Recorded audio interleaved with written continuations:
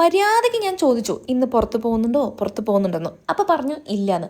ആ വാക്കും കേട്ടിട്ട് ഞാൻ ഇന്ന് എണ്ണ വെച്ച് കുളിച്ചു ഗൈസ്. ഈ പുറത്തു പോക്കും എണ്ണ വെച്ചുള്ള കുളിയും എന്താണ് ബന്ധം എന്നായിരിക്കും നിങ്ങൾ ചിന്തിക്കേണ്ടത്. അത് ഞങ്ങൾ ഗേൾസിന് മാത്രമേ അതിൻ്റെ ഒരു വിഷമം അറിയുള്ളൂ. സോ എനിവേ എന്തായാലും അങ്ങനെ ഞാനിന്ന് പുറത്തൊന്നും പോലാന്നിട്ട് എണ്ണ വെച്ച് കുളിച്ചൊക്കെ ചെയ്തു. പക്ഷെ ഇതാ കിടക്കുന്നു ഒരു ഉച്ച കഴിഞ്ഞപ്പോൾ നമുക്കൊന്ന് പുറത്ത് പോകാമെന്നുള്ളൊരു പ്ലാൻ വന്നു കേട്ടോ, എല്ലാവരും കൂടിയിട്ട്. അങ്ങനെ ഞാൻ എങ്ങനെയൊക്കെയോ എൻ്റെ ആ ഒരു കുറച്ച് എണ്ണമയുള്ള മുടിയെ ഞാൻ കുറച്ചൊരു ഷാമ്പൂ ഇട്ട പോലെ ആക്കി മാറ്റിയിട്ടുണ്ട്. അപ്പോൾ ഒരുവിധം ഞാൻ ഒന്ന് റെഡി ആയിട്ട് വന്നിട്ടുണ്ട്, ഉള്ളത് കൊണ്ട് ഓണം പോലെ. ഓക്കെ, ഇനി എന്തായാലും നമ്മൾ റെഡി ആയിട്ട് വന്നിട്ടുണ്ട്. Hey guys, welcome back to my channel keep it short and sweet. അപ്പോൾ ഇന്ന് നമ്മൾ ജസ്റ്റ് ഒന്ന് പുറത്ത് പോകണു. ഇവിടെ കുറച്ച് ദിവസമായിട്ട് നല്ല മഴയാണ്. അപ്പോൾ പിന്നെ ഞാനൊരു ധൈര്യത്തിന് കുടയൊക്കെ പ്രാവശ്യം എടുത്തിട്ടുണ്ട്. പുറത്തിറങ്ങിയപ്പോൾ ഞങ്ങൾ മൊത്തത്തിലൊന്ന് പച്ച പിടിച്ചിരിക്കുകയെന്ന് മനസ്സിലായി. ബിക്കോസ് ആളും പച്ച ഞാനും പച്ച കുടയും പച്ച, മൊത്തത്തിലൊരു പച്ച പിടിച്ചിട്ടുണ്ട്. അപ്പം നമ്മൾ എല്ലാ പ്രാവശ്യത്തെയും പോലെ വണ്ടിയിലൊക്കെ കയറി യാത്ര ആരംഭിച്ചിട്ടുണ്ട്. ഇന്ന് നമ്മൾ പോകാൻ പോകുന്നത് കോളാർ ഡാമിലേക്കാണ് കേട്ടോ. നമ്മൾ നാട്ടിൽ ഡാം മാത്രമല്ലേ കണ്ടിട്ടുള്ളൂ, അപ്പോൾ ഭോപ്പാൽ ഡാം ഒന്ന് കണ്ടു നോക്കാം എന്ന് വിചാരിച്ചു. അതുമാത്രമല്ല, ഈ ഒരു ഡാമിലേക്ക് പോകുന്ന വഴി കുറച്ച് ഗ്രീനറി, പച്ചപ്പും ഹരിതാപവും നിറഞ്ഞതാണ് എന്ന് പറഞ്ഞു കേട്ടു. അപ്പോൾ പിന്നെ എന്തായാലും അതൊന്ന് കാണണമല്ലോ എന്ന് ഞാനും വിചാരിച്ചു. പിന്നെ അതുമാത്രമല്ല, ഇപ്പം മൺസൂൺ ആയ കാരണം നാട്ടിലൊക്കെ നല്ല അടിപൊളി ക്ലൈമറ്റും കാലാവസ്ഥയും ഒക്കെയാണ് ട്രിപ്പൊക്കെ പോകാൻ. അപ്പോൾ അതിൻ്റെ അങ്ങനെ ഒരു സങ്കടത്തിലിരിക്കുകയായിരുന്നു. നാട്ടിലുണ്ടെങ്കിൽ എവിടേക്കെങ്കിലും ഒന്ന് പോവാം, ജസ്റ്റ് ഒരു നെല്ലിയാമ്പതിക്കെങ്കിലും പോകാമല്ലോ എന്ന് വിചാരിച്ചു. പക്ഷെ നമ്മൾ നാട്ടിലില്ല, അതുകൊണ്ട് നമ്മൾ വിഷമിക്കാനും പറ്റില്ല. നമ്മുടെ ഭോപ്പാലിലെ അതുപോലത്തെ എന്തെങ്കിലും ഒരു സ്ഥലം ഉണ്ടെങ്കിൽ അത് മിസ്സാക്കാൻ പറ്റില്ലല്ലോ.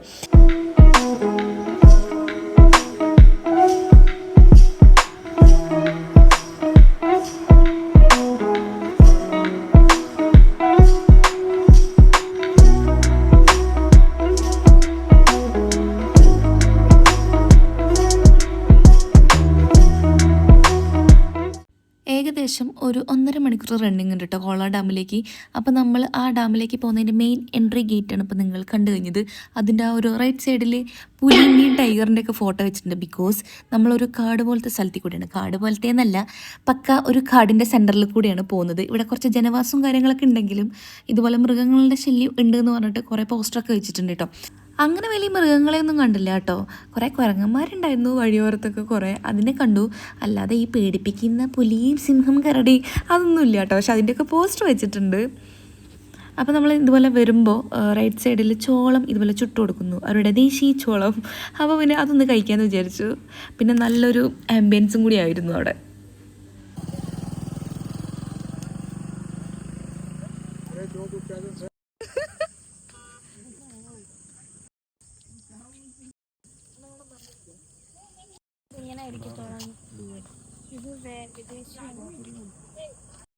ഞാൻ നോക്കുമ്പോണ്ട് നമ്മുടെ ടീംസ് ദേശീയ ചോളം വേണോ വിദേശി ചോളം വേണോ എന്നുള്ള കൺഫ്യൂഷനിലായിരുന്നു. അപ്പോൾ പിന്നെ ഒട്ടും മടിച്ചില്ല, ഞങ്ങൾ ദേശീയ ചോളം തന്നെ ചുട്ടതടം കൂടെ വാങ്ങി കഴിച്ചു.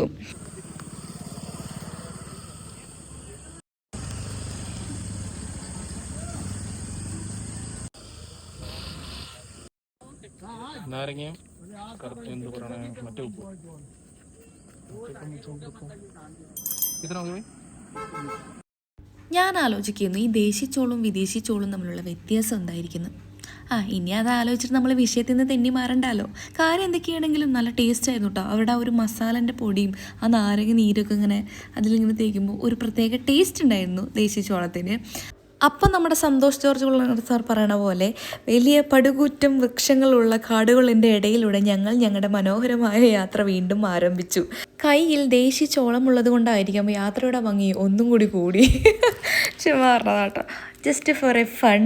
സോ അപ്പം നമ്മൾ പറഞ്ഞ പോലെ കുരങ്ങന്മാരൊക്കെ നിരന്നിരിക്കുന്നുണ്ട്. അപ്പം നമ്മൾ നല്ല ഒരു കാടിൻ്റെ സെൻറ്ററിൽ കൂടെ ഇങ്ങനെ പോയിക്കൊണ്ടിരിക്കുന്നുണ്ട് കേട്ടോ. ഇനിയൊരു പാട്ടാവാം.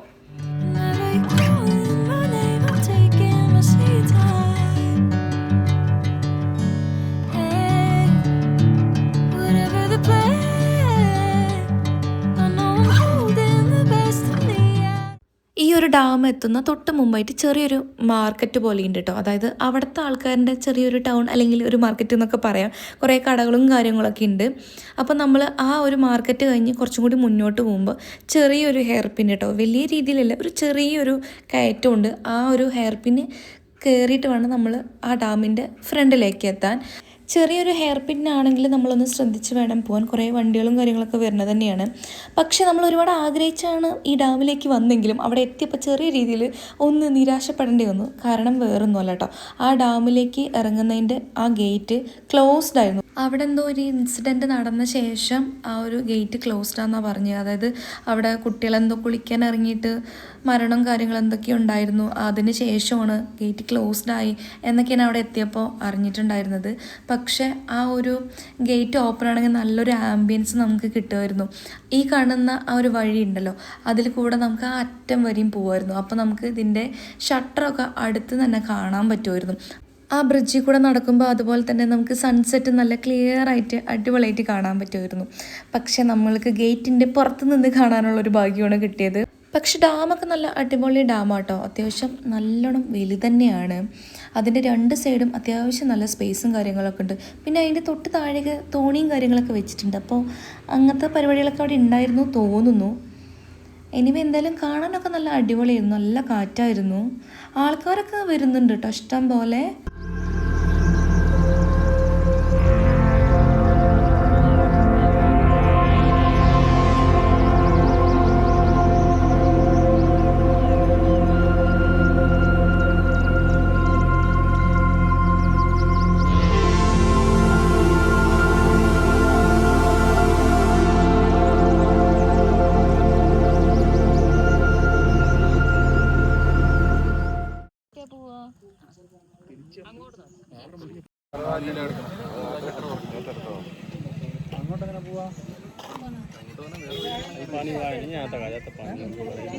എന്തായാലും ഗേറ്റ് തുറക്കില്ല എന്ന് മനസ്സിലായപ്പോൾ കുറച്ച് നേരം ടൈം അവിടെ സ്പെൻഡ് ചെയ്തിട്ട് ഞങ്ങൾ നേരെ ഷട്ടറിൻ്റെ ഭാഗത്തേക്ക് പോകാൻ തീരുമാനിച്ചു കേട്ടോ. അപ്പോൾ അവിടേക്ക് പോണ വഴിയിലും നല്ലോണം തിരക്കും കാര്യങ്ങളും വണ്ടികളൊക്കെ ഉണ്ടായിരുന്നു കേട്ടോ. ഇത്രയും കാർ അവിടെ നിൽക്കുന്നുണ്ടപ്പോൾ നോക്കിയപ്പോഴാണ് മനസ്സിലായത് കുറേ ആൾക്കാർ അവിടെ വന്നിട്ട് ഫുഡ് അവിടെ തന്നെ ഉണ്ടാക്കിയിട്ട് പ്രിപ്പയർ ചെയ്ത് കഴിക്കുകയാണ്. ഒരു നല്ലൊരു വൈബായിരുന്നു അത് കാണുമ്പോൾ തന്നെ. കുറേ പേരുണ്ടായിരുന്നു. അങ്ങനെ ഒരുപാട് സ്ഥലത്ത് അങ്ങനെ കണ്ടു കേട്ടോ. ശരിക്കും ഈ ഒരു സ്ഥലത്തേക്ക് വന്നപ്പോൾ എനിക്ക് ഒരു നാടിൻ്റെയൊക്കെ ഒരു ഫീല് തോന്നിയായിരുന്നു കേട്ടോ. നമ്മുടെ നാട്ടിൽ ആ പച്ചപ്പും ഹരിതാപവും കാര്യങ്ങളൊക്കെ എനിക്ക് ഇവിടെയും ഫീൽ ചെയ്തു. കുറച്ചും കൂടി ഒരു നാടായിട്ട് ഭയങ്കര സിമിലാരിറ്റി തോന്നി കേട്ടോ. ഇപ്പോൾ വന്ന വഴികളൊക്കെ മഴക്കാലം ആയതുകൊണ്ട് തന്നെ കാണാനും നല്ല ഭംഗിയുണ്ടായിരുന്നു കേട്ടോ ആ സ്ഥലം. അപ്പോൾ ഞങ്ങൾ ഷട്ടറിൻ്റെ ആ ഒരു സ്ഥലത്തെത്തിയപ്പോഴും അതും ക്ലോസ്ഡ് ആയിരുന്നു. പിന്നെ ഷട്ടർ ഓപ്പണൊന്നും ആയിരുന്നില്ല. അപ്പോൾ പിന്നെ അവിടെ ഞങ്ങൾ അധികം നേരം നിന്നൊന്നുമില്ല. പിന്നെ ഞങ്ങൾ വരുന്ന വഴി നല്ലൊരു സ്ഥലം കണ്ടപ്പോൾ അവിടെ ഇറങ്ങി കുറേ നേരം ടൈം സ്പെൻഡ് ചെയ്തു കേട്ടോ. നല്ല രസമുണ്ടായിരുന്നു. കുറേ നേരം ഇരുന്നു ഞങ്ങൾ അവിടെ വീഡിയോസ് എടുക്കാനും ഫോട്ടോസ് എടുക്കാനും അതുപോലെ കുറേ നേരം സംസാരിച്ചൊക്കെ ഇരുന്നു കേട്ടോ. കുറേ നേരം നിന്നു. പിന്നെ കുറേ വണ്ടികളൊക്കെ വരുന്നുണ്ടായിരുന്നു. ഞാനിങ്ങനെ ആലോചിക്കുന്നുണ്ടായിരുന്നു, ഈ അടച്ചിട്ട ഡാം കാണാനാണോ എല്ലാവരും വരുന്നു എന്നൊക്കെ.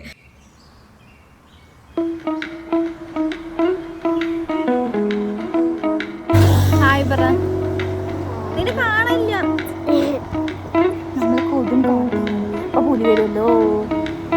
പുലി വരുമ്പോ പുലി എന്നാ നീ എന്ത് ചെയ്യും?